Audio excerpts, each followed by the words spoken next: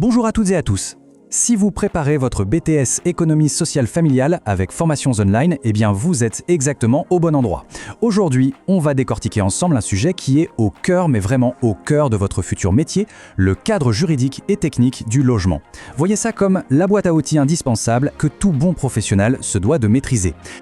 Alors, la grande question qui va nous servir de fil rouge, la voici.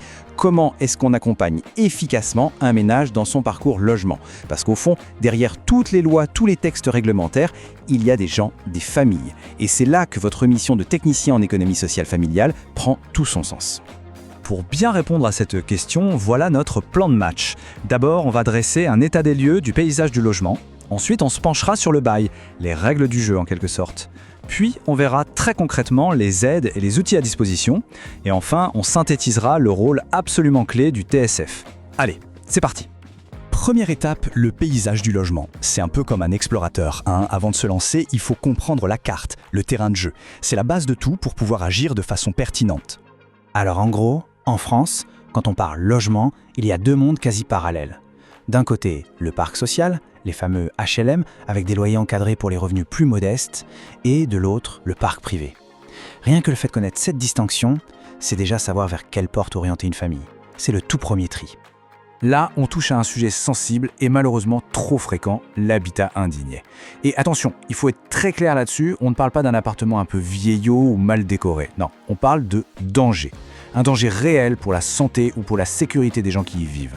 Votre rôle en tant que TSF, ce sera de savoir le repérer et surtout d'agir. Un autre gros dossier, c'est ce qu'on appelle la précarité énergétique. Vous savez, quand une famille se ruine pour payer ses factures de chauffage, ce n'est pas juste une question d'argent. C'est très souvent le symptôme que le logement est une véritable passoire thermique. On voit bien le lien direct, la qualité du logement et le budget du ménage qui font littéralement. Ok, mais concrètement, on fait quoi? On appelle qui? C'est un peu le labyrinthe administratif. La commune, le département, l'intercommunalité, chacun a son rôle bien défini. Par exemple, pour le Fonds de solidarité logement, le FSL, c'est le département. Connaître ce qui fait quoi, c'est tout simplement éviter de perdre un temps précieux et être beaucoup plus efficace dans ses démarches. Allez, on avance. Maintenant qu'on a vu le terrain, on va regarder les règles du jeu. Et la règle numéro 1, c'est le contrat de location, le fameux bail. C'est le document qui met tout noir sur blanc entre le locataire et le propriétaire. Il faut le maîtriser. Ce qui est super important de comprendre avec le bail, c'est que c'est une histoire d'équilibre. C'est donnant-donnant. Le locataire a des droits, comme celui d'avoir un logement décent, et en face, le propriétaire a l'obligation de le fournir. Votre job, souvent, ce sera justement d'être le garant de cet équilibre, de rappeler les règles du jeu à tout le monde. Justement, un logement décent, ça veut dire quoi au juste? Ce n'est pas du tout une notion floue, la loi donne 5 critères très précis. Ça, c'est votre checklist de base. Quand vous visitez un logement avec une famille, vous devez avoir ces 5 points en tête. C'est un véritable outil de diagnostic sur le terrain. Et parmi ces critères, il y a un chiffre. Un seul, mais il faut le graver dans sa mémoire. 9 mètres carrés. C'est le minimum, le plancher absolu pour qu'un logement soit considéré comme décent pour une personne seule. En dessous, ce n'est pas un peu petit, non. C'est illégal, point. Ça ne se négocie pas. Et puis, il faut savoir que le droit du logement, ça évolue. Prenez le bail mobilité. C'est une solution beaucoup plus souple, plus courte, pensée pour des situations temporaires. Un étudiant, un stagiaire, quelqu'un en mission. Le connaître, c'est avoir un outil de plus dans sa boîte à outils pour répondre à des besoins bien spécifiques. Bon, on a vu le terrain, on a vu les règles, maintenant on met les mains dans le cambouis. C'est la partie la plus concrète, là où le savoir-faire de TSF devient vraiment tangible. On passe de la théorie à l'action. Et pour que ce soit bien clair, on va prendre un exemple concret. Imaginons Madame Diallo. Elle est seule avec ses 2 enfants, elle a des revenus modestes, et bien sûr, elle a besoin de trouver un logement décent et abordable. C'est une situation que vous rencontrerez très souvent dans votre carrière. Alors, comment on aide Madame Diallo? Surtout pas en fonçant tête baissée. Un bon accompagnement, c'est une méthode, il y a des étapes. D'abord, on pose le budget au centime près. Ensuite, on hiérarchise les critères de recherche. Puis, on apprend à décortiquer les annonces, les visites et les fameux diagnostics techniques. Votre rôle, c'est de transformer ce qui est une source d'angoisse en un projet clair et maîtrisé. Pour l'aider financièrement, on pense tout de suite aux aides au logement. La plus connue, c'est l'APL.